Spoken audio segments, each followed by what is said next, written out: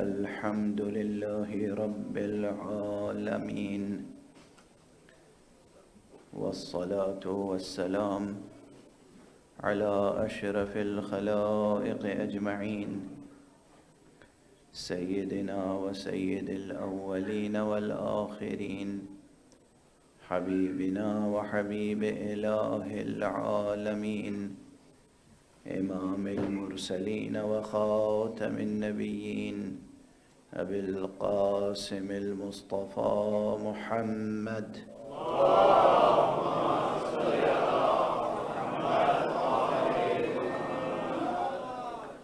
وعلى أهل بيته الطيبين الطاهرين الهداة المهديين المعصومين المظلومين، واللعنة الدائمة على أعداء الدين أجمعين. أما بعد، فقد قال الله تعالى عز اسمه في محكم كتابه ومتقن خطابه: بسم الله الرحمن الرحيم. قل هو الله أحد الله الصمد، لم يلد ولم يولد ولم يكن له كفوا أحد. صدق الله العلي العظيم.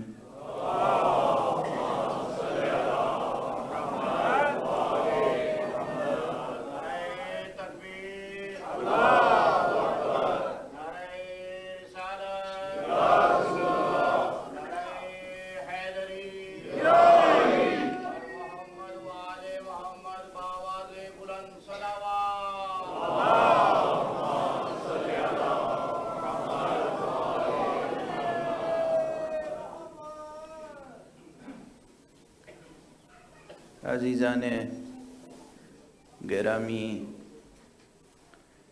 برادران اسلامی اور مسلمانان حسینی، محرم کا انتظار تھا۔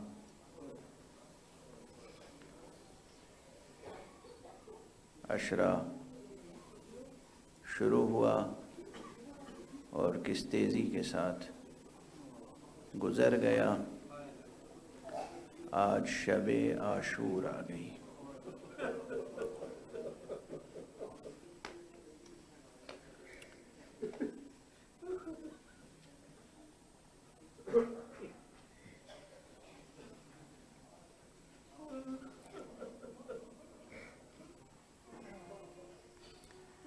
جن لوگوں کا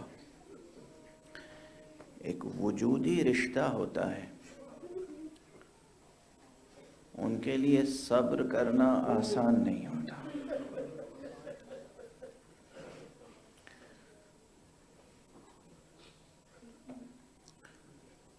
لیکن بہرحال ہم صبر کرنے پر بھی مأمور ہیں۔ من جملہ اور فرائض، من جملہ اور واجبات، صبر بھی ایک فریضہ ہے، صبر بھی ایک واجب ہے۔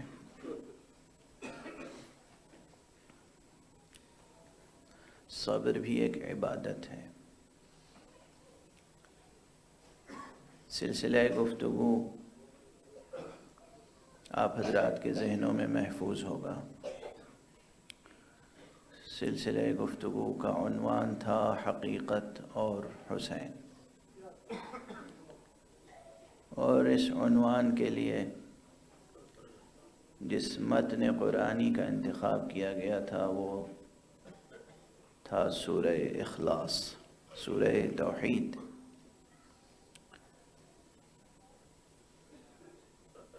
میں اپنے طالب علمانہ اسلوب میں گفتگو کرتا رہا، اور ابھی تک میں نے سورہ کا ترجمہ بھی نہیں کیا۔ بہت سے مطالب آپ یہ سمجھیں کہ صرف فہرست وار عرض کر دیے ہیں، جیسے فہرست سنائی جاتی ہے۔ میں نے ایک فہرست سنائی ہے اور وہ بھی ادھوری، ناقص۔ قرآن مجید کا کوئی بھی مقام پیش نظر رکھا جائے، جیسا کہ میں نے حضرت امام زین العابدین علیہ السلام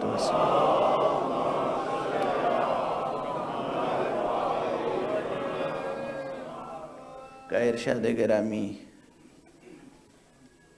آپ کی خدمت میں پیش کیا تھا۔ آپ نے فرمایا کہ آیات القرآن خزائن العلم، قرآن مجید کی آیتیں تو علم کے خزانے ہیں۔ فَكُلَّمَا فَتَحْتَ خَزَانَةً فَيَنبَغِي أَن تَنظُرَ مَا فِيهَا۔ جب بھی تم کوئی خزانہ کھولو، کسی خزانے کے دہانے تک پہنچو، تو پھر لازمی ہے، ضروری ہے تمہارے لیے کہ دیکھو اس خزانے میں کیا کیا کچھ گنج ہائے گرام آیا حق سبحانہ و تعالی نے تمہارے لیے ذخیرہ کر دیے ہیں۔ تو قرآن کا ہر مقام ایک خزانہ علم ہے۔ سورہ اخلاص بدرجہ اولا، جسے آپ ہر نماز میں تقریباً پڑھتے ہیں، لیکن آپ کو یہ احساس نہیں ہوتا کہ کیا کلمات ہیں جو زبان سے ادا کر رہے ہیں۔ بے پناہ سورہ ہے۔ ممکن ہو سکا تو کچھ کل کی مجلس میں خلاصے کے طور پہ عرض کروں گا، اور آج بھی جو سلسلہ گفتگو ہے، جو مطالب کل تک گزارش کیے، اس کا تتمہ عرض کروں گا۔ حقیقت اور حسین اس عنوان کا حق ادا کرنے کے لیے دو مباحث سے گزرنا بہرحال لازمی ہے۔ ایک یہ کہ ہم حقیقت کو سمجھیں، حقیقت کی تعریف کو سمجھیں، حق کی تعریف کو سمجھیں، اور دوسرے یہ کہ سمجھنے کے عمل کو سمجھیں، جہاں علم کا مسئلہ درپیش ہوتا ہے۔ اور اسی لیے لازمی طور پر میں نے علم کے مباحث چھیڑے، تھیوری آف نالج کی مشکلات کی طرف اشارے کیے۔ آپ کے سامنے میں نے گزارش کی کہ علم وجود کی طرح ذو مراتب ہے، یعنی علم کے بھی مرتبے ہیں۔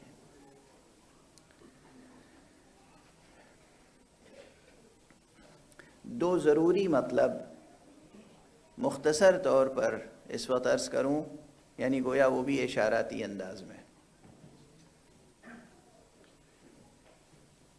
بار بار میں نے عرض کیا، یہ ذہن انسانی کی مجبوری تھی یا ذہن انسانی کی ضرورت،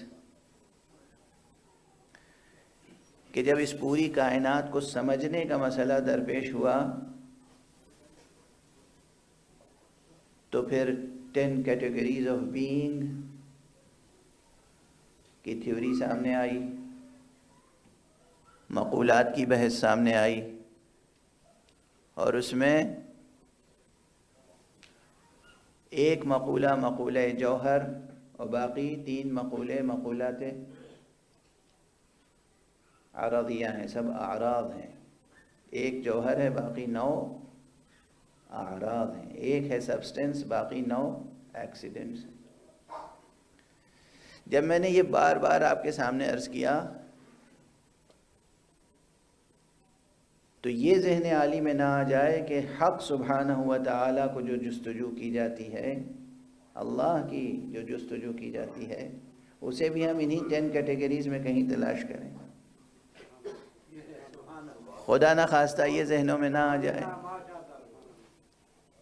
یہ ذہنوں میں نہ آ جائے۔ اس لیے کہ حق سبحانہ و تعالیٰ کی ذات گرامی اس سب سے بلند تر ہے۔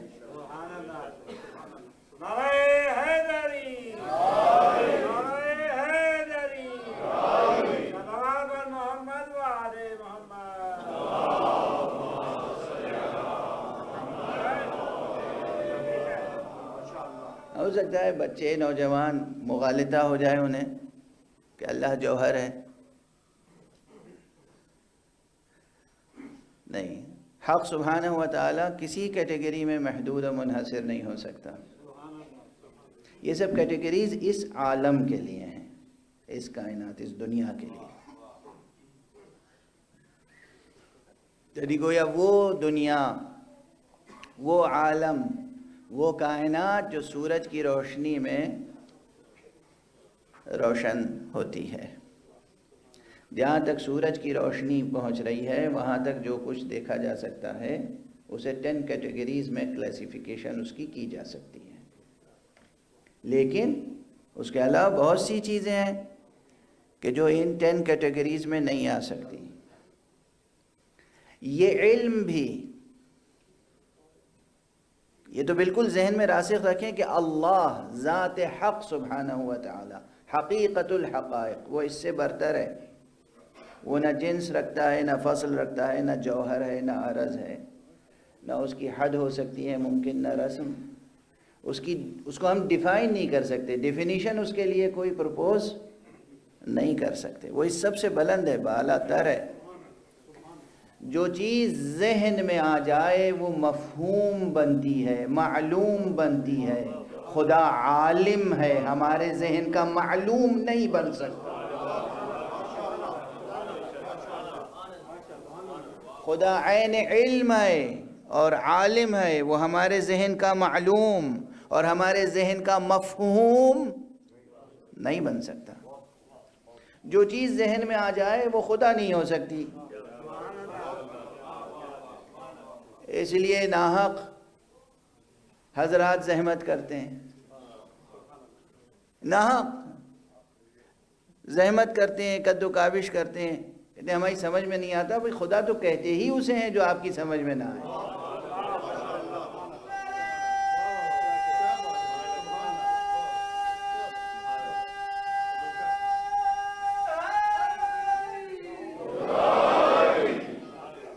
خدا تو کہتے ہی اسے ہیں جو ہماری آپ کی سمجھ میں نہ آئے۔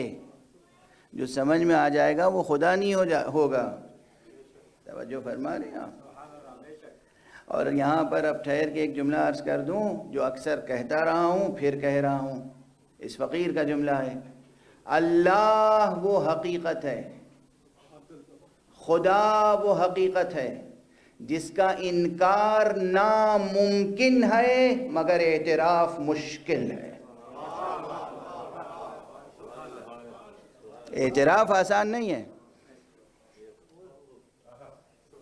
اقرار آسان نہیں ہے، اعتراف آسان نہیں ہے، نہ ذہنی اعتبار سے آسان ہے، نہ عملی اعتبار سے، نہ تھیوریٹیکلی آسان ہے، نہ پریکٹیکلی آسان ہے۔ حالانکہ یہ تقسیم اعتباری ہوگی، یہ تقسیم بالکل اعتباری ہوگی، مگر دست ادب جوڑ کے عرض کر رہا ہوں، اگر تھیوریٹیکلی اعتبار سے خدا کے اعتراف کو دیکھنا ہو تو علی کی طرف دیکھیے، اور پریکٹیکلی خدا کے اعتراف کو دیکھنا ہو تو حسین کی طرف دیکھیے۔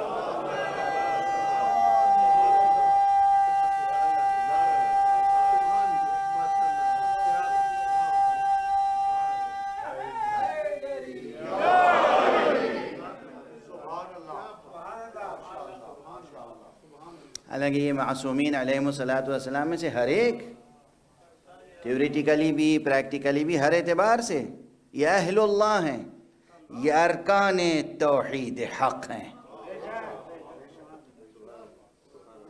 یہ خزینہ دار علوم توحید ہیں۔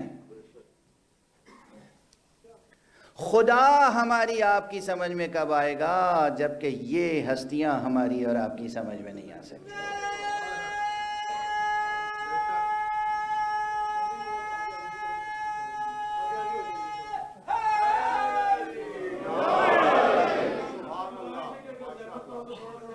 صلوات پڑھتے ہوئے آگے تشریف لیں۔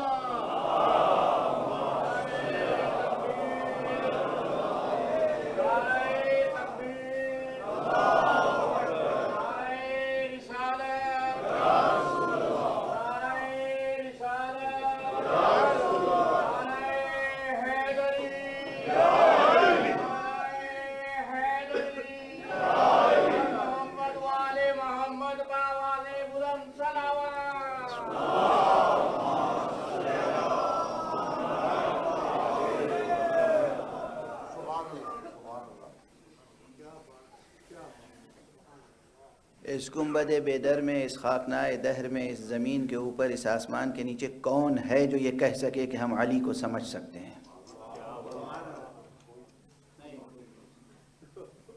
کون اتنا بڑا دل و دماغ رکھنے والا ہے جو یہ دعویٰ کر سکے کہ علی ابن ابی طالب کو سمجھ سکتے ہیں؟ نہیں ملے گا کوئی۔ یہ سب آپ ہرگز ہرگز ہرگز 100,000 بار ہرگز اسے خطیبانہ مبالغہ نہ سمجھیے گا، اسے شاعرانہ مبالغہ نہ سمجھیے گا، یہ ہے سچائی۔ اور اسی طرح جب گود کے پالے علی کو نہیں سمجھ سکتے تو جس گود میں علی پلے ہیں اس محمد کو کیا سمجھ سکتے؟ صلی اللہ علیہ وسلم۔ بہت بلند رتبہ ہے مصطفیٰ صلی اللہ علیہ وسلم۔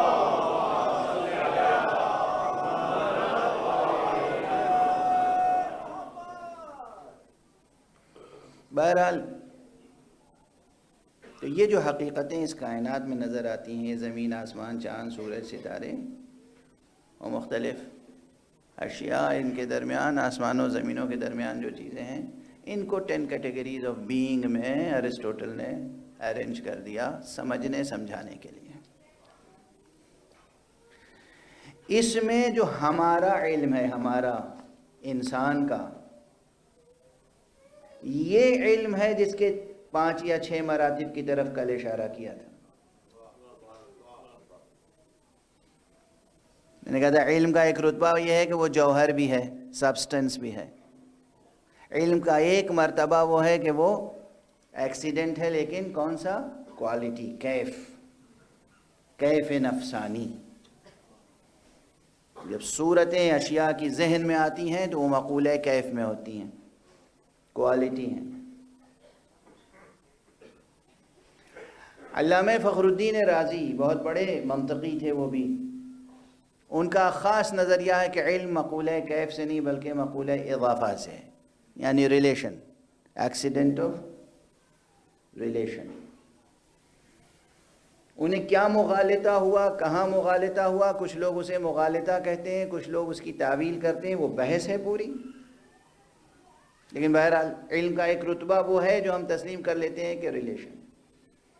ایک علم کا رتبہ وہ ہے کہ جو ایکشن ہے، اور ایک علم کا رتبہ وہ ہے جو افیکشن یا پیشن ہے۔ یہ سب فلاسفیکل ٹرمینالوجیز ہیں اور لاجک میں ہیں۔ اس کو ہمارے بلند ہمت جوان سن کے بھلا نہ دیں گے انشاءاللہ۔ اس سب پر مطالعہ کیجئے گا۔ اور جو میں نے کہا کہ اس پورے عشرے میں میں نے کچھ نہیں بیان کیا ہے، صرف فہرست سنائی ہے آپ کو۔ یہ فہرست پورے سال بھر کا ہوم ورک ہے آپ کے لیے، سال بھر کا ہوم ورک ہے۔ کسی بھی پروفیشن میں ہو آپ، تھوڑا تھوڑا روز پڑھتے رہیے، سرچ کیجئے، اور اگر مشکل درپیش ہو تو اس طالب علم سے مباحثہ بھی کرتے رہیے۔ ای میل کے ذریعے سے، کسی بھی ذریعے سے اگر آپ کا کوئی سوال آئے گا تو ضرور انشاءاللہ اس کا جواب دیا جائے گا، اگر میرے موضوع سے مربوط ہوگی بات۔ آج تیزی کے ساتھ ایک بات کی طرف اور اشارہ کر دوں اور پھر آگے بڑھوں۔ علم کی تقسیمات یا علم کے مراتب میں ایک اصطلاح اور آتی ہے جو مشترک ہے۔ دیکھیں اس سب سے فضائل جڑے ہوئے ہیں، یہ خیال ہے کہ میں فضیلتیں پڑھنے کے لیے مقدمے اور تمہید کے طور پر یہ مباحث پیش کرتا ہوں۔ مقصد یہ نہیں ہے کہ میں مدرسے کے مباحث لا کے آپ کو سنا دوں۔ ایک اصطلاح ہے جسے کہتے ہیں علم اجمالی، اور ایک اصطلاح ہے جسے کہتے ہیں علم تفصیلی۔ یہ اصطلاح علم اجمالی اور علم تفصیلی کی دو علموں میں بالکل متضاد معانی رکھتی ہیں۔ ایک ہے علم اصول فقہ، جورسپروڈنس، اسلامک جورسپروڈنس، بہت عظیم علم ہے۔ شوق دلاؤں گا میں کہ جوانوں کو کوشش کرنی چاہیے، خاص طور سے جن لوگوں کی فیلڈ لا ہے، چاہے وہ آپ کسی لا میں کام کر رہے ہوں، انٹرنیشنل لا میں کام کر رہے ہوں، اگر آپ نے اصول فقہ اسلامی کو اچھی طرح پڑھا تو یہ وہ علم ہے جو قانون بنانے کا ہنر سکھاتا ہے، قانون بنانے کا سلیقہ عطا کرتا ہے، قانون بنانے کے لیے منطقی، علمی، فطری، حقیقی بیسس فراہم کرتا ہے، ہوائے نفسانی کی بنیاد پہ قانون بنانا نہیں سکھاتا، وحشی قوانین نہیں سکھاتا، یہ عقل، منطق، فطرت اور حق و حقیقت کی بنیاد پر قانون سازی کے اصول عطا کرتا ہے، اسے کہتے ہیں علم اصول فقہ۔ بتائیے یہ پیغام اس منبر سے دیا جائے یا نہ دیا جائے؟ دنیا آج سرگرداں ہے قانون سازی کے معاملے میں، اور غیر فطری قوانین روزانہ بنائے جا رہے ہیں، چاہے وہ ہندوستان ہو اور چاہے دوسرے ممالک، غیر فطری قوانین، وہ قوانین جنہیں جانور بھی نہیں برتتے۔ میں عرض کر رہا ہوں جنگل کے جانور بھی جن قوانین پر عمل نہیں کرتے، ان قوانین کو انسانی معاشرے میں انٹروڈیوس کیا جا رہا ہے۔ توجہ ہے؟ نعرہ حیدری، نعرہ حیدری، صلوات محمد و آل محمد۔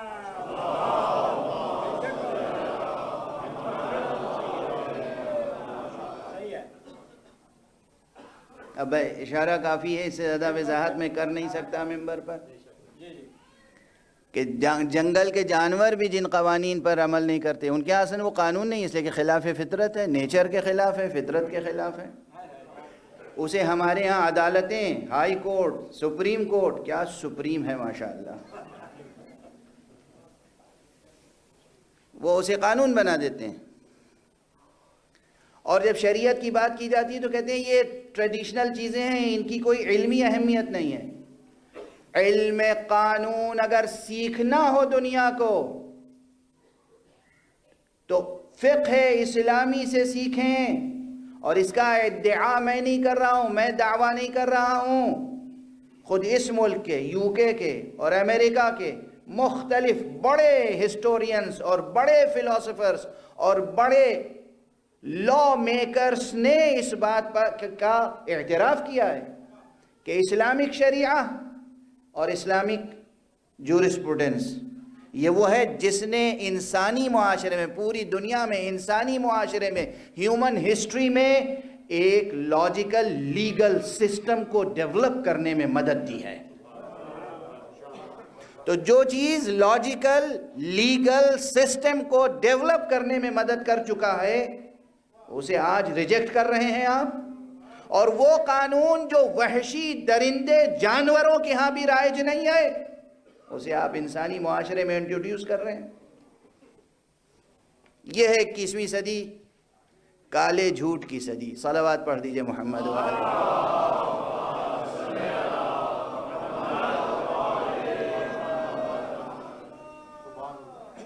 انسانیت کراہ رہی ہے، خدا کی قسم انسانیت کراہ رہی ہے، انسانیت کراہ رہی ہے، ضمیر انسانیت مجروح ہے، زندگی مجروح ہے،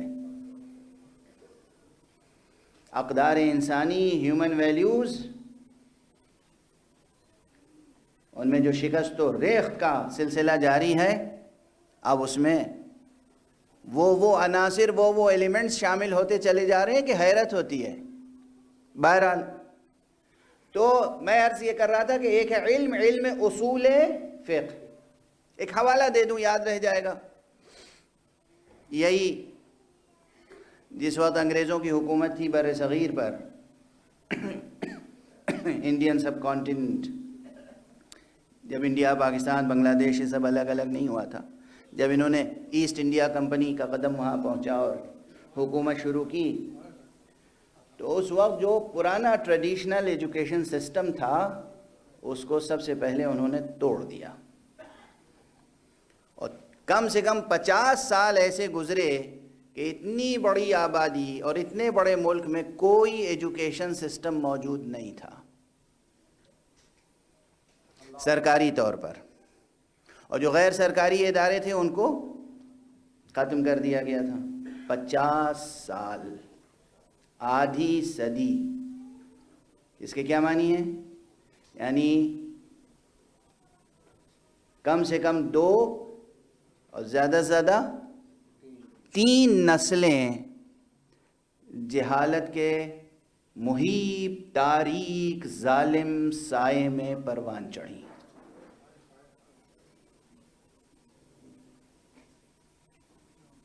اور اس کے بعد جو ایجوکیشن سسٹم انٹروڈیوس کیا گیا وہ انسانی اقدار، الہی اقدار، خود علمی اقدار یا نالج اورینٹڈ نہیں تھا، پالیٹکس اورینٹڈ تھا. جیسے آج یونیورسٹیز میں کیا پڑھایا جا رہا ہے؟ نالج مل رہی ہے یونیورسٹیز میں، وزڈم مل رہی ہے یونیورسٹیز میں. اب موضوع بالکل ہی بدل جائے گا، لیکن بہرحال یہ شبیں، یہ لمحات بہت اہم ہیں. آپ سب گوش بر آواز ہیں، اس لیے میں وہ آوازیں آپ تک پہنچانا چاہتا ہوں جو آپ کی زندگی اور آپ کے معاشرے اور آپ کے مستقبل کو سنوار سکیں اور اشتباہات اور مغالطوں کو دور کر سکیں. بہرحال اس وقت جب دوبارہ ایجوکیشن سسٹم ایک بنانے کی کوشش کی گئی، جو پالیسی بنی ایجوکیشن کی، اس پالیسی میں لکھا گیا تھا ریٹن، مسلمانوں کو علم فقہ نہ پڑھاؤ، اس لیے کہ علم فقہ پڑھ کر یہ قوم محکوم نہیں بن سکتی، حکمرانی سیکھتی ہے. فقہ علم فقہ نہ پڑھاؤ. کیوں؟ آج بھی ہر طرف آپ دیکھیں گے آپ کے معاشرے میں جگہ جگہ ایسے لوگ پلانٹ کیے جا رہے ہیں جو علماء، فقہا، فقہ، علم فقہ، فقیہ، مجتہد اس کے خلاف آوازیں اٹھا رہے ہیں. کیوں؟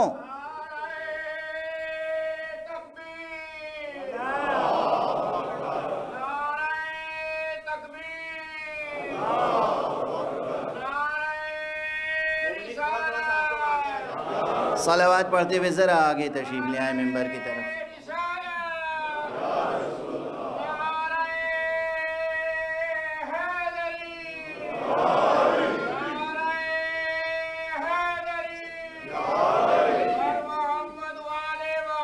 پلیز جو لوگ بالکل پیچھے بیٹھے ہیں وہ لوگ بھی بالکل پیچھے والے بھی تھوڑا سا آگے ہو جائیں، اس طرف کی طرف. ابھی کافی جگہ ہے.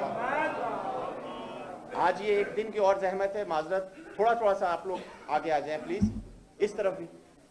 اور یہ ادھر والے جو ہے تھوڑا سا رائٹ کی طرف اگر ہو جائے کہ راستہ ہو جائے تو پیچھے تک لوگ چلے جائیں.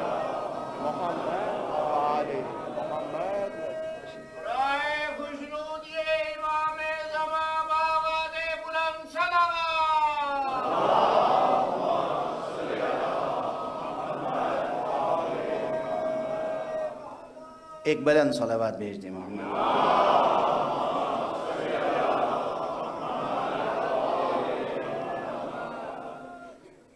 تو یہ بات ذہن عالی میں محفوظ رہے. آج بھی کچھ نہیں، فتوے میں اختلاف ہو جاتا ہے، یا کوئی بات، کوئی حکم فقیہ کی طرف سے آتا ہے یا مجتہد کی طرف سے آتا ہے، مرجع تقلید کی طرف سے آتا ہے، تو اس کی مخالفتیں کرتے ہیں وہ لوگ جو لفظ فقہ کو صحیح تلفظ بھی نہیں کر سکتے، لفظ فقہ کو صحیح پروناؤنس نہیں کر سکتے، فقہ لکھ نہیں سکتے. انہیں اگر کہیے کہ انگریزی رومن میں فقہ لکھ دیجئے تو انہیں معلوم نہیں کہ ایف آئی کے بعد کیو لکھیں گے یا کے لکھیں گے. اور زیادہ صحیح اور ایکوریٹ کیا ہوگا؟ ایف کے بعد آئی لکھیں گے یا ای لکھیں گے؟ جاہل مطلق، جاہل محض، جاہل مرکب، جڑیلے جاہل، جن کا جہل کسی بھی چھری سے کٹ نہیں سکتا۔ اعتراض کس پہ کر رہے ہیں؟ مرجع تقلید پر، ولی فقیہ پر، علماء پر، فقہاء پر، اسکالرز پر۔ کیا مرض ہے ماشاءاللہ! یہ مرض یوں ہی نہیں پیدا ہوتا ہے۔ آپ کو معلوم ہونا چاہیے کہ یہ 21ویں صدی کی ظالم سیاست پوری نیشنز کو، پورے ملکوں کو، پورے علاقوں کو تباہ کرنے کے لیے یوں ہی وائرس پھیلا دیتے ہیں۔ بیماریاں تو وہ ذہنی بیماریاں بھی تقسیم کرتے ہیں اور جسمانی بیماریاں بھی۔ بہرحال تو یہ پالیسی میں ریٹن موجود ہے، جائیے برٹش لائبریری میں بیٹھ کے تحقیق فرما لیجیے۔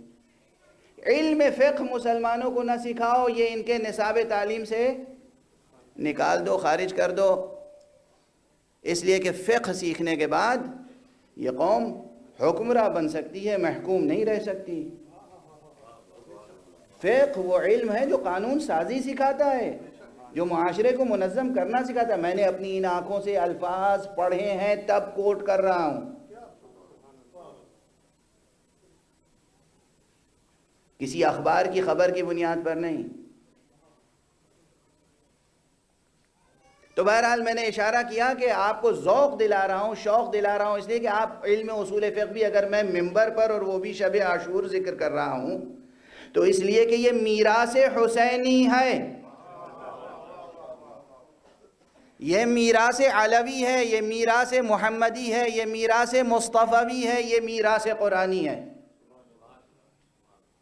علم فقہ کی بنیاد کس پر ہے؟ زیادہ تر اصول فقہ، قانون بنانے کی منطق، اصول فقہ۔ تو ایک تصور علم اجمالی اور علم تفصیلی کا اصول فقہ میں ہے، اور ایک تصور علم اجمالی اور علم تفصیلی کا فلسفے اور عرفان میں ہے۔ بس گفتگو کو اپنی منزل پہ، اپنے مرکز پہ لے آیا، اپنے محور پر۔ علم کی جو اور تقسیمیں ہیں، علم کے جو مراتب ہیں، ان میں نے عرض کیا علم حضوری، علم حصولی، علم فعلی، علم انفعالی، یہ سب تقسیمات گزر گئیں۔ میں کل عرض کر چکا ہوں کہ علم فعلی کی اہمیت کیا تھی۔ اگر علم فعلی ہوگا تو خارج میں آپ معلوم کو ایجاد کر سکیں گے، اپنے ذہن کے خارج میں، اس زمین پر آپ معلوم کو ایجاد کر سکیں گے۔ مجھے اس موقع پر اپنے برادر معظم مرحوم مغفور حجت الاسلام مولانا سید ذیشان ہدایتی صاحب بے اختیار یاد آ گئے اس وقت جب ہم لوگ ابتدائی کتابیں آپس میں مباحثہ کرتے تھے علم کلام کی، تو ان کا یہ جملہ تھا کہ جتنے معجزات انبیاء اور ائمہ کے ہیں، تمام معجزات صرف علم کے مظاہر ہیں، علم معصوم کے مظاہر ہیں معجزات۔ یہ معجزہ، یہ جملہ ذہن میں رہے، علم معصوم کے مظاہر ہیں سب کے سب معجزات۔ تو علم فعلی ہوگا اور نفس قوی ہوگا تو معجز نما ہوگا۔ رسول کیسے معجزے دکھاتے تھے؟ امیر المومنین علیہ السلام کیسے معجزے دکھاتے تھے؟ امام حسن، امام حسین کس طرح معجزے دکھاتے تھے؟ علم تھا، حق کا علم حضوری تھا، علم فعلی تھا، نفس پاک اور قوی تھا۔ تو فی الواقع حضرت حق سبحانہ و تعالی کی طرف سے وہ ملکہ اور وہ اذن حاصل تھا کہ یہ اپنے ارادہ کن فیکونی سے جو چاہتے تھے دکھا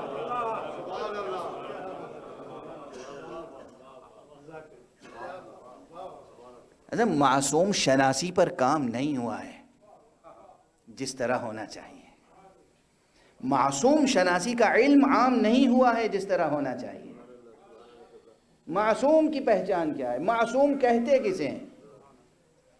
معصوم کیسے ہوتا ہے؟ علم اور عصمت کا رشتہ کیا ہے؟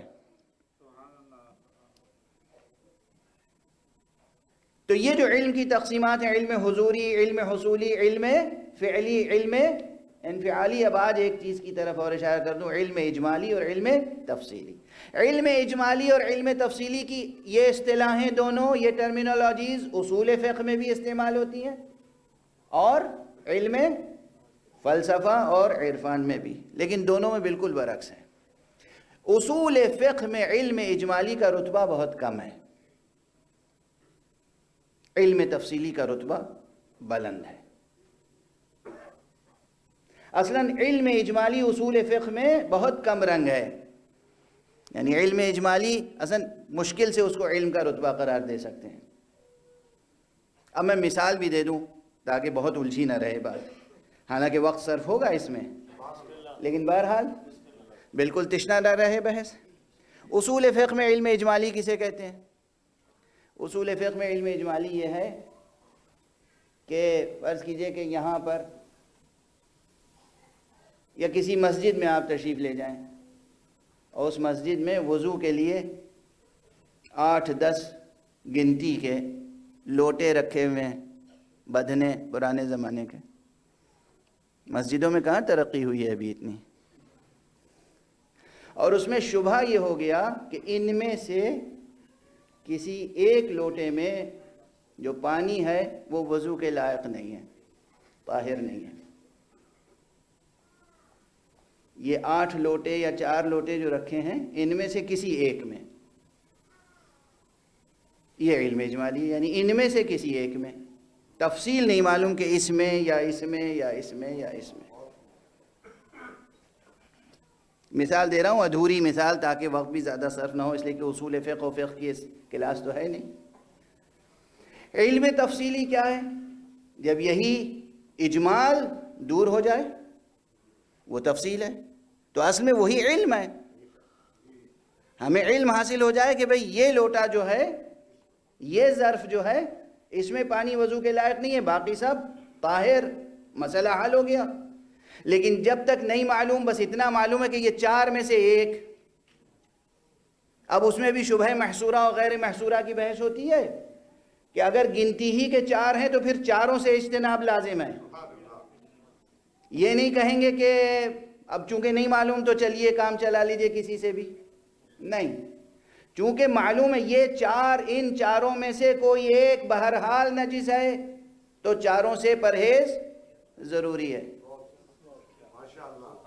توجہ ہے؟ کیا فقہ کی لطافت ہے، کیا فقہ کی نفاست ہے، کیا فقہ کی بلندی ہے۔ جہاں بھی شبہ ہو محصور اور معلوم ہو کہ ان چند میں سے ایک بہرحال نجس ہے، وہاں ان سب سے اجتناب کیجئے۔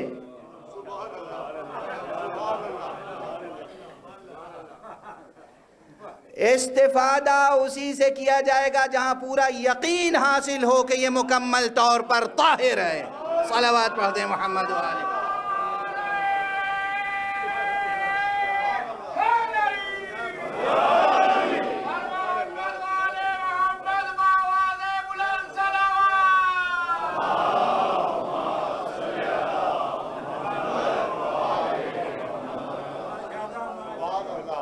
کہاں سے گفتگو گزر رہی ہے، کہاں سے گفتگو گزر رہی ہے۔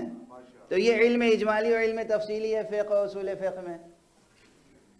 فقہ میں علم اجمالی اصلاً بہت کم رنگ ہے، اسے علم کہہ نہیں سکتے، شبہ ہے، اور علم تفصیلی دراصل علم ہے۔ فلسفے اور عرفان میں اس کے بالکل برعکس ہے۔ اگر فلسفے کے متن میں علم اجمالی لفظ آ جائے تو فلسفے میں علم اجمالی بلندتر ہے علم تفصیلی سے، بالکل برعکس ہے۔ اسی طرح بس ایک جملے میں آپ کا ذوق قبول کر لے گا، اسی کو تو کہتے ہیں فضائے مجلس۔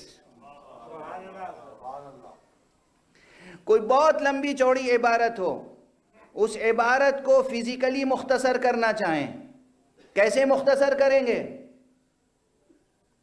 عربی کے 28 حروف ہیں، یہ سب کے سب حروف کس سے بنے ہیں؟ نقطوں سے۔ نقطوں کی ایک خاص ترتیب ہے تو الف وجود میں آ گیا، نقطوں ہی کی ایک خاص ترتیب ہے تو بے وجود میں آ گیا، نقطوں کی ایک خاص ترتیب ہے جیم وجود میں آ گیا۔ جتنے حروف ہیں وہ نقطوں کے اتصال سے بنے ہیں، اس لیے اگر تمام حروف کو سمیٹنا ہو تو ایک نقطے میں سمٹ آئیں گے۔ یہ ایک نقطہ جب اسے تفصیل کے ساتھ بڑھایا جائے گا تو پوری لوح سامنے آ جائے گی۔ اسی لیے کہا گیا کہ فقہ، علم حکمت میں، علم عرفان میں علم اجمالی کا رتبہ بلند ہے، اس لیے کہ جہاں علم اجمالی ہوگا اسی سے تفصیل وجود میں آتی چلی جائے گی۔ باقاعدہ یہ علم حکمت اسلامی میں، علم فلسفہ میں یہ چیز ثابت ہے، علم عرفان میں یہ چیز ثابت ہے کہ علم اجمالی کا رتبہ بلند ہے علم تفصیلی سے۔ چونکہ ایسا تھا اور ایسا ہے، اسی لیے کہنے والے نے کہا کہ جو کچھ کل قرآن میں ہے وہ سورہ حمد میں ہے، جو کچھ سورہ حمد میں ہے وہ بسم اللہ میں ہے، جو کچھ بسم اللہ میں ہے وہ بائے بسم اللہ میں ہے، اور جو کچھ بائے بسم اللہ میں ہے وہ تو اس نقطے میں ہے۔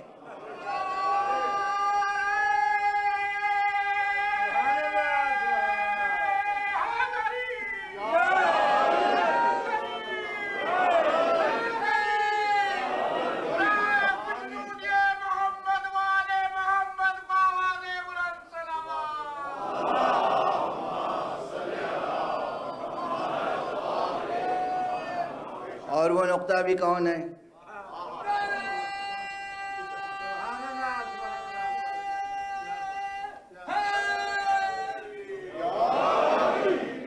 بہت سے حضرات ہیں جو اس طرح کی روایتوں کو بیچارے قبول نہیں کر پاتے، تو اب بیچارے ہی ہیں اور کیا کہا جائے گا۔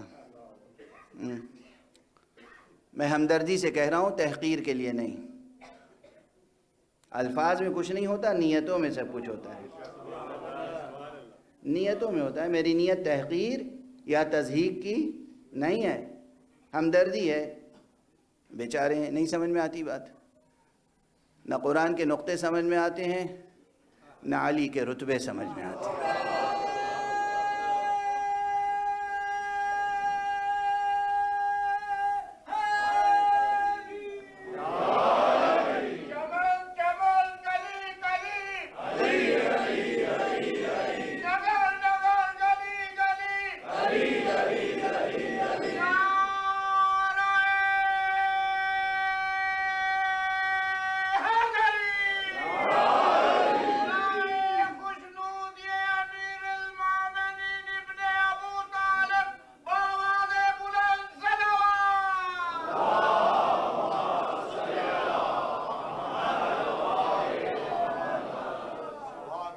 پروردگار آپ کے ذوق سلیم کو اور مستحکم سے مستحکم تر فرمائے۔ تو بہرحال علم اجمالی اور علم تفصیلی کی طرف بھی اشارہ ہو گیا کہ فقہ میں، اصول فقہ میں علم اجمالی علم تفصیلی کچھ اور ہے، فلسفے میں، حکمت میں، عرفان میں علم اجمالی اور علم تفصیلی کچھ اور ہے۔ فلسفے اور عرفان میں علم اجمالی کا رتبہ علم تفصیلی سے بلند تر ہے۔ علم اجمالی جس کے پاس ہو وہیں سے تفصیل وجود میں آتی ہے، وہیں سے تفصیل وجود میں آتی ہے۔ اور جہاں علم ہوتا ہے علم فعلی اور نفس قوی ہوتا ہے، وہ جو چاہے خارج میں وجود میں لا سکتا ہے۔ جو لوگ کل نہیں تھے مجلس میں، بس ایک جملے میں مثال دے کر آگے بڑھوں اور مال مجلس کی طرف لے کر آپ کو چلوں۔ میں نے عرض کیا تھا کہ شاعر شعر کہتا ہے، یہ شعر پہلے سے کہیں موجود ہوتا ہے؟ نہیں۔ آرٹسٹ کوئی آرٹ تخلیق کرتا ہے، پینٹر، نقاش، مصور، آرٹسٹ کوئی پینٹنگ بناتا ہے، کوئی تصویر بناتا ہے، کوئی نقش بناتا ہے، کوئی مرقع تخلیق کرتا ہے، یہ کہاں کہیں ہے خارج میں؟ اور منفرد ہوتا ہے، یعنی کائنات میں دوسری اس کی کوئی مثال موجود نہیں ہوتی، تبھی تو آپ اسے داد دیتے ہیں، انعام دیتے ہیں، ستائش کرتے ہیں۔ یہ کس بنیاد پہ بنا رہا ہے؟ اس کے پاس علم ہے، اس کی بنیاد پر بنا رہا ہے۔ تو کچھ وہ ہیں کہ جو خارج میں جو معلومات ہیں، جو آبجیکٹس خارج میں ہیں، وجود رکھتے ہیں فیلڈ میں، ہستی میں، زمین پر، ان کو دیکھ کر علم حاصل کرتے ہیں۔ یعنی گویا کچھ وہ ہیں جو معلوم کو دیکھ کر علم کی تصویر اتارتے ہیں، جو تصویر اتارتے ہیں اسی کو علم سمجھتے ہیں۔ کچھ وہ ہیں جن کے پاس علم ہے، اس کی بنیاد پر وہ چیزیں تخلیق کرتے ہیں۔ دونوں کیا ایک ہی رتبے میں؟ یہ دونوں ایک رتبے میں نہیں ہیں۔ ایک وہ جو خارج سے معلوم کے ذریعے سے علم حاصل کرے، اور ایک وہ جس کے علم کے ذریعے سے معلوم وجود میں آئے۔ یہ دونوں ایک رتبے میں نہیں ہو سکتے۔ اور مسلمان دعویٰ کرتا ہے محمد ہمارے جیسے تھے، انبیاء ہمارے جیسے تھے، معصومین ہمارے جیسے تھے۔ اور فرمایا اب کہاں کہاں سے گفتگو گزر رہی ہے۔ تو جہاں علم ہوتا ہے اور خدا داد علم ہو، ابھی تو اس علم کی بات ہی نہیں ہوئی جسے علم لدنی کہتے ہیں، علم حضوری، علم حصولی، علم لدنی، علم لدنی یہ مرتبہ اب وقت نہیں ہے کہ میں عرض کر سکوں، لیکن علم لدنی یہ اصطلاح خاص قرآنی اصطلاح ہے۔ اور یاد رکھیے کہ جن کو اللہ نے علم لدنی دیا ہو ان کا یہ رتبہ ہوتا ہے کہ ان کی باتیں موسیٰ جیسے نبی کی بھی سمجھ میں نہیں آتی آسانی کے ساتھ۔ یہ قرآنی حقیقت ہے۔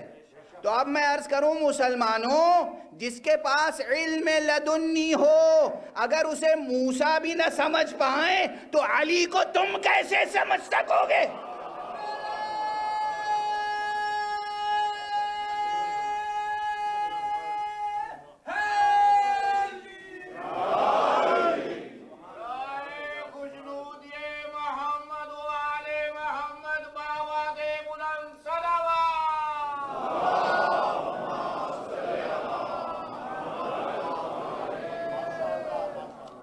نہ محمد، نہ علی، نہ حسن، نہ حسین، نہ زہرا سلام اللہ علیہ۔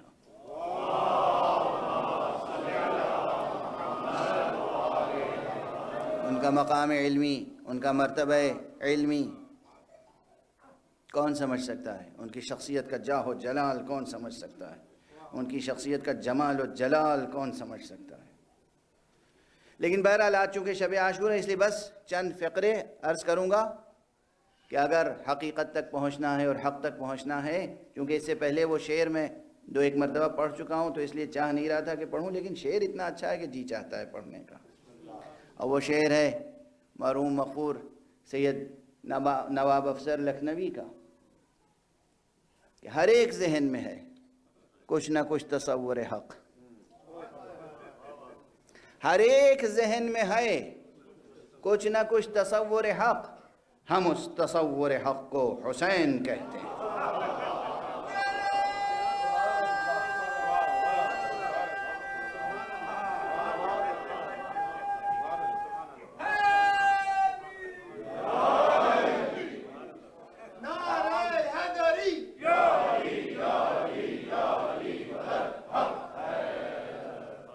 ہر ایک ذہن میں ہے کچھ نہ کچھ تصور حق، حق کا تصور، حقیقت کا تصور ہر ذہن میں ہے، ہر فرد بشر کے ذہن میں۔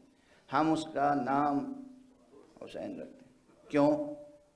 اس لیے کہ ہم نے حسین علیہ السلام میں وہ چیزیں دیکھیں کہ حسین نے اپنے وجود سے، اپنے کلمات سے اور اپنے معجزات سے ہمیں حق کا علم حضوری عطا کیا ہے۔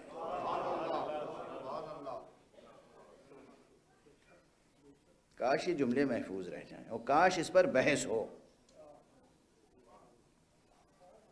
ایک اصول لے کے جائیے آج، انبیاء اللہ کی طرف سے آنے والی حجتیں، اللہ کی طرف سے آنے والے رہبر معجزے دکھاتے ہیں، کیوں؟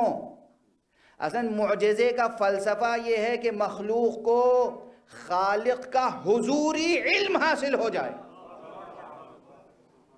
معجزہ دیکھ کر جو علم حاصل ہوتا ہے وہ علم حصولی نہیں ہے، وہ علم حضوری ہے، اور وہی ایمان کی بنیاد بنتا ہے۔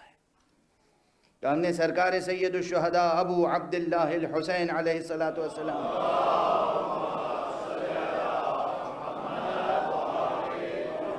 کہ بھی معجزے تاریخ میں موجود ہیں، حدیث کے دامن میں موجود ہیں، ان لوگوں نے جنہوں نے خاص طور سے معجزات معصومین اور انبیاء کو جمع کیا ہے ان کی کتابوں میں موجود ہیں۔ بحث کرنے والے بحث کرتے رہیں گے، مگر جو چیزیں صحیح ہیں، ثابت ہیں، اور وہ صحیح ہیں اور ثابت ہیں۔ بچپن سے، جب سے آغوش زہرا میں اور آغوش مصطفیٰ میں اور آغوش مرتضیٰ میں حسین آئے، تب سے حسین کے معجزات کا ظہور شروع ہو گیا۔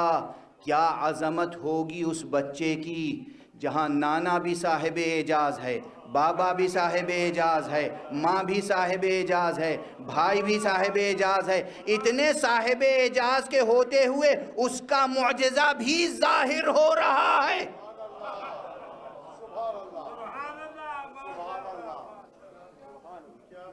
کیا عظمت ہے، کیا عظمت ہے۔ نانا صاحب اعجاز، بابا صاحب اعجاز، مادر گرامی صاحب اعجاز، بھائی صاحب اعجاز، ہر طرف معجز نما موجود ہیں، پھر بھی حسین کے معجزات ہیں جو نمایاں ہوتے چلے جا رہے ہیں۔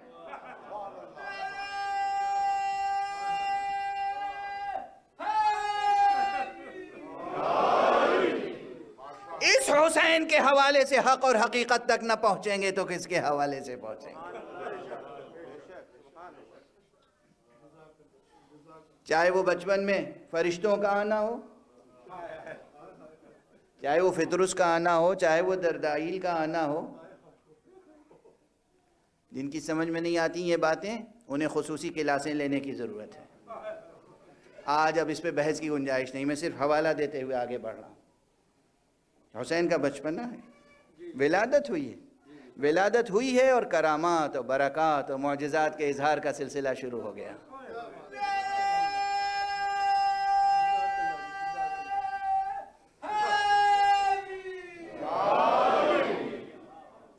اور سب سے پہلے فائدہ اٹھانے والے کون ہیں؟ زمین والوں سے پہلے آسمان والے فائدہ اٹھا رہے ہیں، بس حسین اس کا نام ہے۔ پہچان لیجئے حسین کو، پہچان لیجئے حسین ابن علی کس کا نام ہے، پہچان لیجئے حسین ابن فاطمہ کس کا نام ہے، پہچان لیجئے اس فرزند رسول کو، اس سبط وفی کو۔ زمین والوں سے پہلے آسمان والے فائدہ اٹھا رہے ہیں، اور اس کے بعد یہ پیکر معجز نما نشو و نما پاتا ہے۔ حسین بڑے ہوتے ہیں تو پھر وہ منزل آتی ہے کہ جب ابھی فرشتوں کو صرف بالوں پر لوٹائے ہیں، لیکن ایک وہ منزل آتی ہے کہ جب حسین کا بچپن کا دوست حبیب حسین کے اشتیاق میں اپنے بالا خانے سے گر کر مر جاتا ہے، اور حسین میرے دوست حبیب کہہ کر پکارتے ہیں اور وہ جی اٹھتا ہے۔ یہ حسین ہے، مصطفیٰ بیٹھے ہیں اور حسین مردے کو زندہ کر رہے ہیں۔ یہ حسین ہے، یہ حسین آگے بڑھتے ہیں، اور ایک منزل وہ آتی ہے کہ جب کیسے کیسے مراحل آئے ہیں ذرا ضبط کر لیجئے۔ جی میرا بھی چاہ رہا ہے کہ بس اب گریہ کروں، ماتم کروں، لیکن ذرا صبر کر لیجئے، اس لیے کہ پورا عشرہ گزر گیا، میں فضائل کہاں پڑھ سکا، میں تو مقدمات کی بحثیں، تمہیدی بحثیں گزارش کرتا رہا، اور وہ بھی مقصد یہ تھا تاکہ ہماری اور آپ کی فکری جہتیں روشن ہو جائیں۔ یہ حسین ہے، اور غالباً آقا حسین کی امامت کا زمانہ ہے۔ معلوم ہے کہ آقا حسین نے 7 برس آغوش نبوت میں گزارے، 30 برس اپنے بابا کے ساتھ گزارے، 10 برس اپنے بڑے بھائی امام حسن کے ساتھ گزارے۔ ہر دور میں ایک خاص خصوصیت رہی، ہر دور میں معجزے دکھائے ہیں، مگر کچھ معجزے وہ ہیں جو امام حسین نے اپنی امامت کے زمانے میں دکھائے ہیں۔ عجیب عجیب معجزے ہیں، وقت نہیں ہے کہ میں گزارش کروں۔ بیماروں کو شفا دینے سے لے کر، مردوں کو زندہ کرنے سے لے کر، بچوں کو گویا کرنے تک، یہ یوسف زہرا ہے، یہ یوسف کنعان نہیں ہے، یہ یوسف یعقوب نہیں ہے، یہ یوسف مصطفیٰ ہے، یہ یوسف زہرا ہے۔ کہتے ہیں آقا ایک مرتبہ گزر رہے تھے، کچھ لوگ آ گئے، آقا بڑی مشکل ہے۔ کیا مشکل ہے؟ کہا یہ بچہ ہے، نوزائیدہ بچہ، یہ ماں ہے، یہ اس کا شوہر ہے،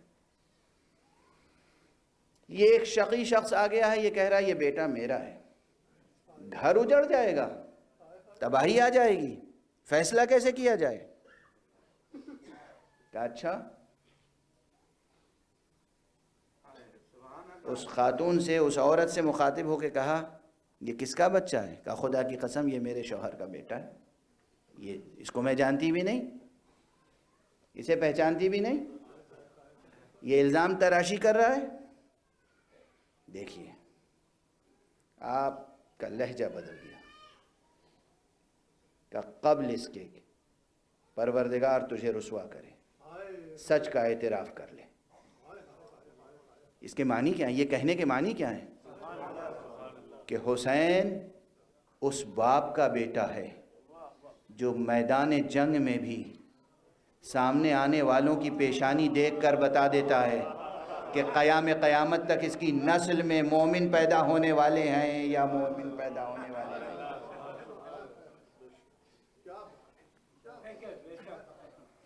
یہ اس نانا کا نواسا ہے، اور صرف نواسا نہیں ہے بلکہ اس کا روحانی، معنوی، علمی، مذہبی، دینی، الہی جانشین ہے، جس نے منبر پر کہا تھا کہ پوچھ لو مجھ سے جو کچھ پوچھنا چاہو، اور میں تمہارے انساب سے اور اسلاب سے واقف ہوں، تمہاری پشتوں سے بھی واقف ہوں، تمہاری نسلوں سے بھی واقف ہوں قیامت تک۔ مصطفیٰ صلی اللہ علیہ وآلہ وسلم۔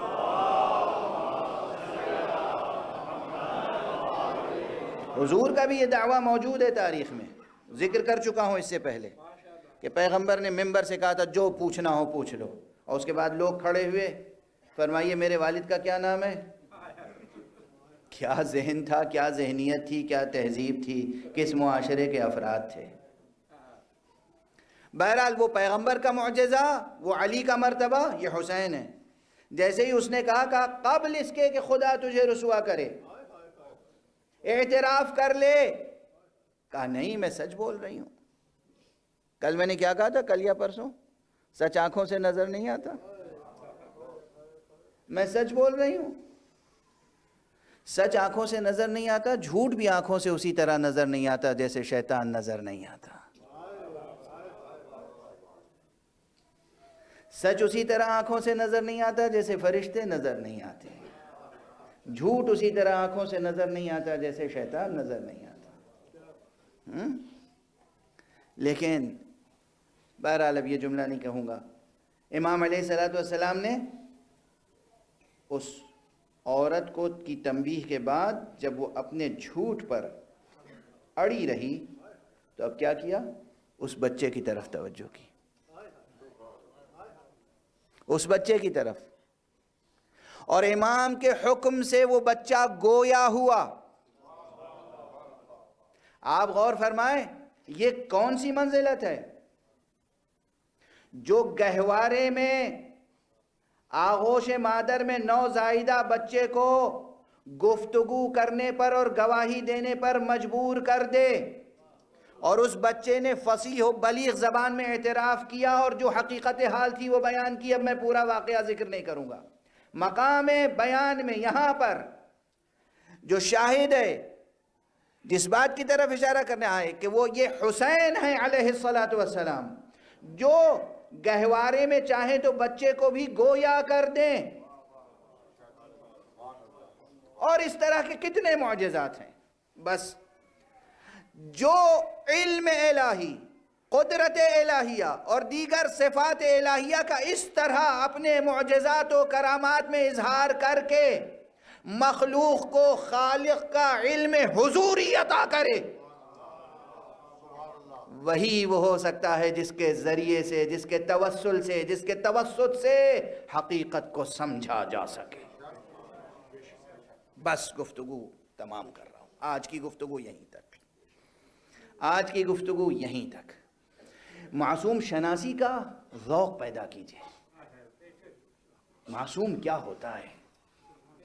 کیوں ہمارے دین میں اور ہمارے مذہب میں عصمت کی اہمیت ہے اور معصوم سے تمسک لازم ہے؟ آج ایسے افراد پیدا ہو گئے ہیں جو ائمہ کی عصمت پہ بحث کرتے ہیں۔ انہیں معلوم نہیں ہے کہ عصمت کتنی بڑی حقیقت ہے اور کتنی بڑی ضرورت۔ حسین معصوم ہے، اور اسی لیے جب وقت پڑا توحید پر تو کوئی اٹھ کر سامنے نہیں آیا حسین کے علاوہ۔ اب اگرچہ یہ معجزہ تھا، لیکن معجزہ جس ضمن میں ظہور پذیر ہوا تھا وہ واقعہ کچھ اور تھا۔ لیکن اجازت دیجیے کہ میں اپنے 2 مصرے ذکر کروں۔ بہت پہلے ایک سلام کا مطلع میں نے گزارش کیا تھا میر انیس علیہ الرحمہ کی زمین میں کہ آواز سخن ہے کہاں سے کہاں تلک۔ البتہ یہ حضرت عیسیٰ علیہ السلام کا آغوش مادر میں کلام کرنا ذہن میں رہے، اور پھر سر مبارک حسین کا نوک نیزہ پر، اور پھر اسے سنیں کہ آواز سخن ہے کہاں سے کہاں تلک، گہوارے مسیح سے نوک سنا تلک۔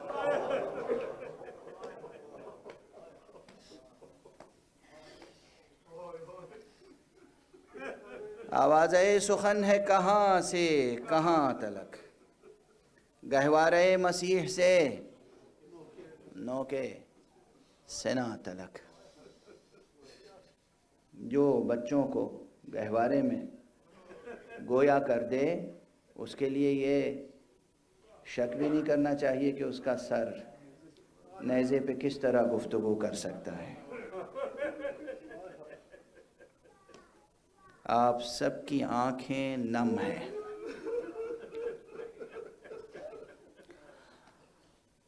اس لیے کہ یہ شب عاشور ہے، قیامت کی شب ہے۔ ایک شب عاشور میں کتنے حوادث گزرے، کتنے واقعات گزرے۔ خود ان تمام واقعات پہ بالترتیب نظر ڈالیے تو خود ان واقعات کا ایک شب میں رونما ہونا حسین کے معجزات میں سے ہے۔ اور روز عاشوراء جتنے واقعات ترتیب کے ساتھ رونما ہوئے ہیں، ان تمام واقعات پر ان کی تفصیل کے ساتھ نظر ڈالیے تو معلوم ہوگا یہ ممکن نہیں تھا، یہ تو معجزہ حسینی ہے۔ اب مجھ میں بھی سکت نہیں ہے کہ زیادہ دیر تک گزارش کر سکوں، بس 2-3 مناظر۔ شب عاشور، آقا حسین نے خطبہ دیا اصحاب کو جمع کر کے، اور کہا کہ دیکھو کل 10 محرم ہے، کل جمعہ ہے، کل یہ صرف اور صرف میرے خون کے پیاسے ہوں گے۔ تم چاہو تو اس رات کی تاریکی کو، پردہ شب کو اپنے لیے غنیمت سمجھو۔ تم جا سکتے ہو، میں راضی ہوں۔ تم نے اب تک جو میرا ساتھ دیا، میں خوش ہوں، میں دعا گو ہوں، میں راضی ہوں۔ میں اپنی بیعت تمہاری گردنوں سے اتار لیتا ہوں۔ اور اگر تم تنہا جاتے ہوئے شرمندگی محسوس کرتے ہو تو میرے اہل بیت میں سے، بنی ہاشم کے بچوں میں سے ایک ایک کا ہاتھ پکڑو اور اپنے ساتھ لے کر چلے جاؤ، اس لیے کہ یہ صرف اور صرف میرے خون کے پیاسے ہیں۔ اجرکم علی اللہ۔ آقا حسین نے جب یہ خطبہ ارشاد فرمایا تو اب تاریخ متفق ہے اس پر کہ سب سے پہلے جو شخصیت کھڑی ہوئی ہے وہ حضرت ابو الفضل العباس کی شخصیت۔ ابو الفضل کیا نام ہے، کیا کنیت ہے، کیا شخصیت ہے۔ ابو الفضل، حضرت ابو الفضل کھڑے ہوئے، مختصر لیکن جامع تقریر کی، جس کا لب لباب یہ تھا، آقا ہم آپ کو چھوڑ کر چلے جائیں کس دن کے لیے؟ آپ کے بعد ہم جی کر کیا کریں گے؟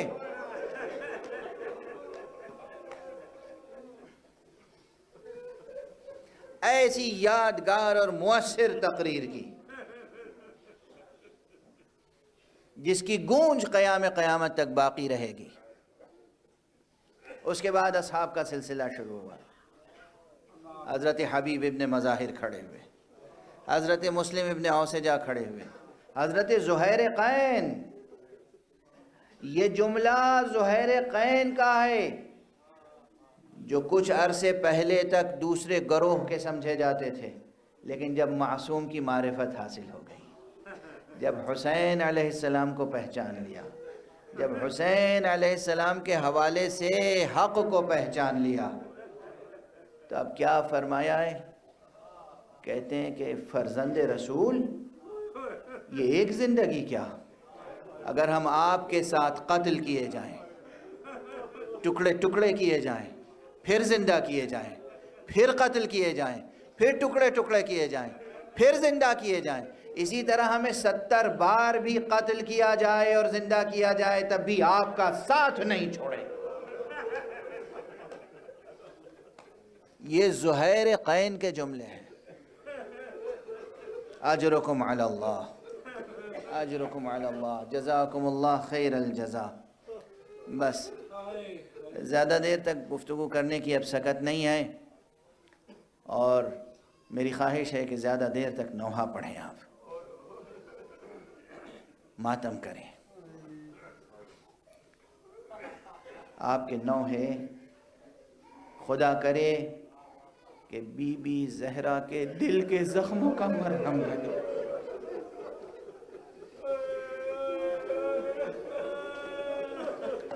بہت تفصیلات ہیں شب عاشور۔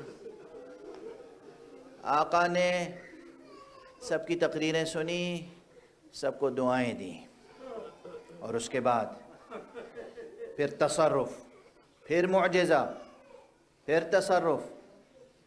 ایک مرتبہ کہا تم نے اپنی وفاداریاں ثابت کر دی، خدا تمہیں جزائے خیر دے۔ اب ذرا اپنے سر اٹھاؤ، نظر اٹھاؤ، ارفعوا رؤوسکم، اپنے سر اوپر اٹھاؤ اور اپنے مقامات تو دیکھو۔ جو چیز ملحدوں کو نظر نہیں آتی وہ حسین دکھا دیتے ہیں۔ اس لیے یہ عنوان قائم کیا ہے، حقیقت اور حسین۔ حسین علیہ السلام نے بہشت میں اصحاب کو ان کے مقامات دکھائے، انہوں نے دیکھے، تو جن کے یقین پہلے سے کامل تھے انہیں اپنے مقامات دیکھ کر اور مسرت حاصل ہوئی۔ گفتگویں آگے بڑھ رہی تھیں، اسی درمیان حضرت امام حسن کا نونہال 13 برس کا بچہ قاسم ابن حسن اٹھا اور اس نے کہا امو جان کیا کل جو لوگ شہید ہوں گے اس فہرست میں میرا نام بھی ہے؟ میں عرض کر چکا ہوں، آقا نے پہلے تو بچے سے پوچھا بیٹا موت تمہیں کیسی معلوم ہوتی ہے؟ جناب قاسم نے فرمایا احلی من العسل، شہد سے زیادہ شیریں۔ بچے کو دعائیں دی، پیار کیا، اور اس کے بعد کہا بیٹا سنو کل تمہارا نام بھی محضر شہادت میں ہے، اور وہ ننھا اصغر جو آغوش مادر میں، کل تو وہ بھی شہید ہوگا بیٹا۔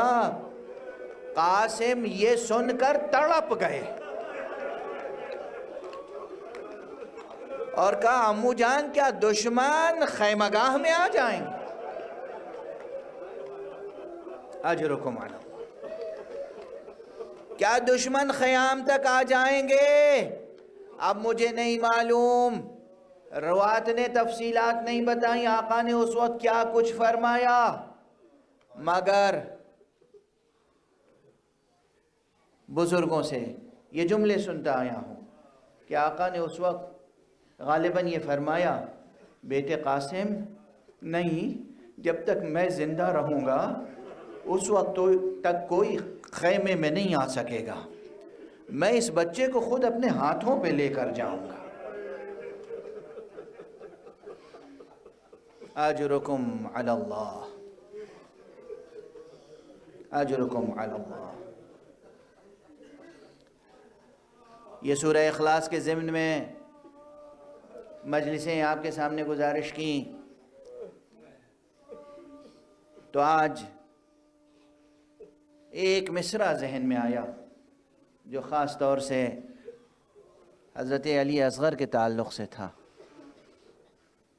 کہ اس کتاب کربلا کا سورہ اخلاص ہے۔ جس طرح پورے قرآن مجید میں سورہ قل ہو اللہ چھوٹا سا سورہ ہے، مگر کتنا اہم سورہ ہے، کتنا اہم سورہ ہے سورہ اخلاص، سورہ قل ہو اللہ، چھوٹا سا سورہ ہے۔ جس طرح قرآن مجید میں سورہ اخلاص ہے، اسی طرح کتاب کربلا میں علی اصغر سورہ اخلاص کی شبیہ ہے۔ اس زمین پر کربلا معمورہ اخلاص ہے، کربلا ہی دہر میں ناظور اخلاص ہے، اور پروردگار توفیق میں اضافہ فرمائے۔ قرۃ العین میرے بیٹے حسن نے تیسرا مصرع ان کا ہے، چوتھا مصرع میرا ہے، اس لیے میں نے انہی کا قافیہ، انہی کا تخلص اس میں باقی رکھا۔ اس زمین پر کربلا معمور اخلاص ہے، اس زمین پر کربلا معمور اخلاص ہے، کربلا ہی دہر میں ناظور اخلاص ہے، سورہ یاسین ہے اکبر، سورہ یاسین ہے اکبر، اور اصغر حسن اس کتاب کربلا کا سورہ اخلاص ہے۔ کیا عظمت ہے اس حسین کے شیرخوار فرزند کی، جس کے لیے یہ مشہور ہے اور عام طور پر اسے ایک شاعرانہ مضمون سمجھا جاتا ہے، اور شعراء اور خطبہ برابر ذکر کرتے ہیں، مگر چونکہ اس چیز کا ذکر ایک عظیم الشان فقیہ اور اصولی اور فلسفی اور معلم اخلاق علامہ آیت اللہ نراقی نے اپنے قلم مبارک سے ذکر کیا ہے، اس لیے میں ذکر کر رہا ہوں کہ یہ حسین کی وہ نشانی ہے، حسین کی وہ آیت کبریٰ ہے، کتاب کربلا کا وہ سورہ اخلاص ہے کہ جس کے گلے پر جب تیر آ کے لگا ہے تو بچہ مسکرا دیا ہے۔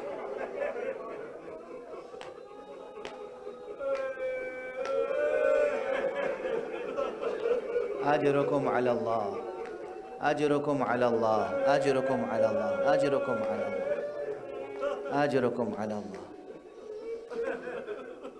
آقا حسین کے اس بچے کی کیا کیا خصوصیتیں ہیں؟ کہتے ہیں بچہ 3 دن کا بھوکا پیاسا، کربلا جیسے ماحول میں، پیاس کی شدت میں، جس کے ماں کی چھاتی میں دودھ بھی خشک ہو چکا تھا، شیر مادر بھی خشک ہو چکا تھا، اس وحشت ناک بن میں بچہ 3 دن کا بھوکا پیاسا تقریباً غشی کی کیفیت میں تھا، تقریباً غشی کی کیفیت میں تھا۔ لیکن آقا حسین نے جب میدان کربلا میں آواز استغاثہ بلند کی، حل من ناصر ینصرنا، کوئی ہے جو ہماری مدد کرنے والا جو ہماری مدد کرے، کوئی نصرت کرنے والا ہے جو ہماری نصرت کرے۔ جیسے ہی حسین کی آواز خیمے میں آئی تو بچہ ہوش میں آ گیا، بچہ بیدار ہو گیا، بچے نے تڑپ کے اپنے آپ کو ہومک کے جھولے سے زمین پر گرا دیا۔ ماں آگے بڑھی، پھوپھی آگے بڑھی، جلدی سے بچے کو اٹھایا، پیار کیا، سینے سے لگایا، لیکن یہ انداز ایسا تھا کہ بلک بلک کے بیویاں رونے لگیں۔ جب حسین کے کانوں میں بیویوں کے رونے کی آواز آئی، حسین پلٹ کے در خیمہ پہ آئے، ابھی میں زندہ ہوں، رونے کا کیا سبب ہے؟ اجرکم علی اللہ۔ بیویوں نے کہا آقا جیسے ہی آپ کی آواز بلند ہوئی حل من ناصر ینصرنا، اس بچے نے اپنے کو جھولے سے گرا دیا۔ کہا ہاں لاؤ میرے بیٹے کو میرے سپرد کر دو۔ بچے کو لیا، میدان میں آئے، آپ کے سامنے آپ کی پلکوں پہ یہ مناظر ہیں، آپ صبح و شام مصائب کی روایتیں سنتے رہتے ہیں، آپ مرثیے نوحے سنتے رہتے ہیں، روایتوں کا اختلاف ہے، مگر آقا حسین بچے کو لے کر میدان کربلا میں آئے، اور اس کے بعد کیا فرمایا؟ اگر تمہاری نگاہ میں میں گناہگار ہوں تو اس بچے کا کیا قصور ہے؟ یہ پیاس سے ہلاک ہوا چاہتا ہے، چند قطرے پانی کے اسے پلا دو۔ اور اس کے بعد خود بچے کی طرف رخ کر کے کہا بیٹا تم حجت خدا کے فرزند ہو، اپنی پیاس کا اظہار خود کرو۔ بچے نے ننھا سا مرجھایا ہوا چہرہ فوج کی طرف موڑا اور سوکھی ہوئی زبان ہونٹوں پہ پھرائی۔ کہتے ہیں یہ منظر دیکھ کر فوج میں انقلاب برپا ہو، فوج میں انقلاب برپا ہوا۔ کچھ ایسے بھی تھے جو آمادہ ہوئے کہ اس بچے کو پانی پلا دینا چاہیے۔ بعض حضرات نے یہ بھی لکھا ہے کہ آقا حسین نے بچے کو زمین پہ لٹا دیا، پھر اٹھا لیا۔ باپ کا دل ہے نا، ایک تو بچہ پیاسا ہے، بچہ پیاسا ہے، بچہ شیر خوار ہے، بچہ نحیف ہے، لاغر ہے، کمزور ہے، اور سرزمین کربلا کس قدر تپتی ہوئی ریت ہے وہاں۔ کیسے حسین بچے کو چھوڑ دیں؟ لٹایا پھر اٹھا لیا، گود میں لیے ہوئے ہیں۔ ادھر جب عمر ابن سعد نے خود اپنے سپاہیوں کو منقلب ہوتے ہوئے دیکھا تو ایک مرتبہ کہا تمہیں کیا ہو گیا ہے؟ اقطع کلام الحسین، خاص طور سے حرملہ کو آواز دے کر کہا حرملہ حسین کی گفتگو منقطع کر دے، حسین کا کلام منقطع کر دے، حسین کی حجت منقطع کر دے۔ حرملہ نے تیر کا گلوے اصغر کا نشانہ لیا، تیر رہا کیا، تیر آیا، میں تفصیلات گزارش نہیں کر سکتا، یہ روایتوں میں ہے، یہ وہ شقی تھا، یہ وہ پہلوان تھا، یہ وہ تیر اندازی میں مشاق تھا جس کا تیر کبھی خطا نہیں ہوتا تھا، لیکن پہلا تیر نشانے پہ نہیں لگا، دوسرا تیر نشانے پہ نہیں لگا، تیسرا تیر نشانے پہ لگا، اور اس طرح لگا کہ بچہ بابا کے گلے میں حمائل ہو کر رہ گیا۔ سوکھے ہوئے گلے سے چند قطرے لہو کے ٹپکے. کیا انداز ہے, کیا انداز ہے. حسین نے ہاتھوں میں لیا, چلوں میں لیا, چہرے پہ ملا, بیٹے اسی انداز سے میں نانا رسول اللہ کے پاس جاؤں. اجرکم علی اللہ, اجرکم علی اللہ, اجرکم علی اللہ. ہاں, روئیے اور بلند آواز سے گریہ کیجیے, ماتم کیجیے اور بے اختیار ماتم کیجیے. حسین کا حق ہے ہماری گردنوں پر. اور وہ جملہ کہہ دوں جو اکثر کہتا رہا ہوں, اگر آپ ماتم نہیں کریں گے, آپ نوحہ نہیں کریں گے, آپ اشک افشانی نہیں کریں گے, تو پھر آسمان سے خون کے قطرے برسیں گے. درختوں کی شاخیں ماتم کریں گی, ذرہ ذرہ گریہ کرے گا. حسین کا غم ہے, یہ زہرا کا غم ہے.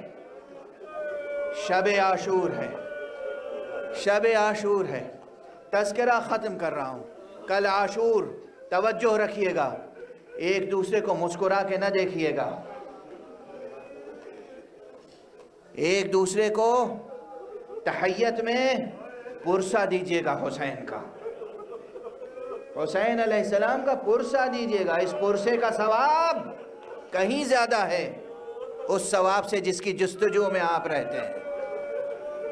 بس بس حرمت عاشورہ برقرار رہے.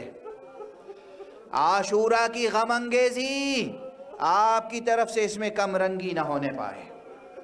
بس اصغر کا خون آقا کے چہرے پر ہے, اصغر کا گلا بازو کے ساتھ پیوست ہے, اصغر کے ننھے ننھے ہاتھ حسین کے گلے میں ہیں.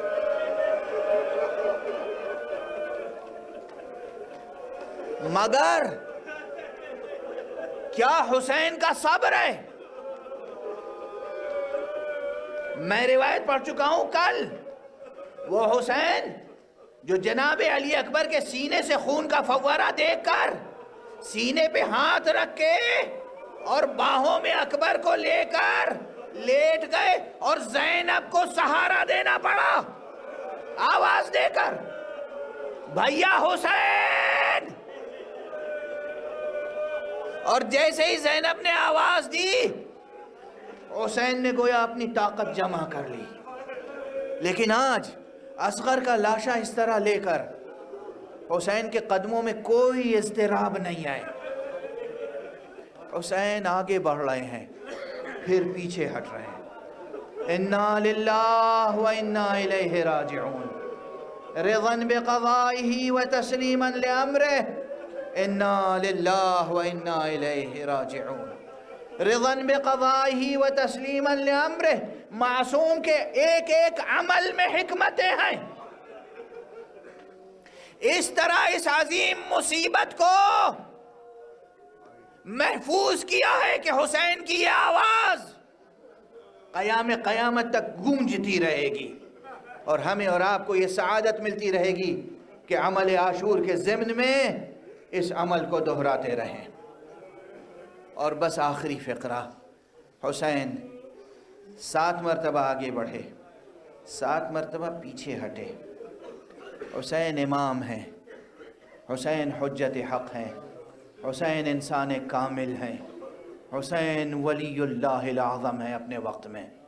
حسین صبر کا آخری حوالہ ہیں. حسین بچے کو لے کر آئے, لیکن کس کے پاس لے کر آ رہے ہیں؟ در خیمہ پہ سب بیویاں ہیں, ان کے ساتھ رباب بھی کھڑی ہوئی ہے. اصغر کی ماں رباب. اسی لیے میں کہتا ہوں رباب سے کیوں محبت تھی خاص حسین کو. رباب کا عرفان, رباب کی معرفت, رباب کی للہیت, رباب بھی ولیت اللہ العظمہ ہے. جب بچہ آیا کوئی شوہر سے شکوہ نہیں ہے, گیلا نہیں ہے. یہ نہیں کہا میرے سردار آقا حسین آپ تو بچے کو پانی پلانے کے لیے لے گئے تھے, میں یہ کیا دیکھ رہی ہوں. گلا نہیں, شکوہ نہیں، بس حسین آئے، دامن ابا کا ہٹایا، ماں کے سامنے پیش کر دیا۔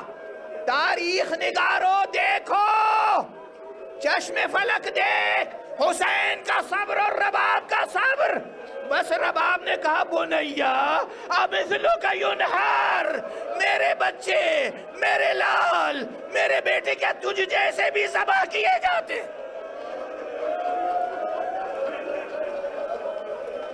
انا للہ و انا الیہ راجعون۔ رضا بقضائہ و تسلیما لامرہ ماتم حسین۔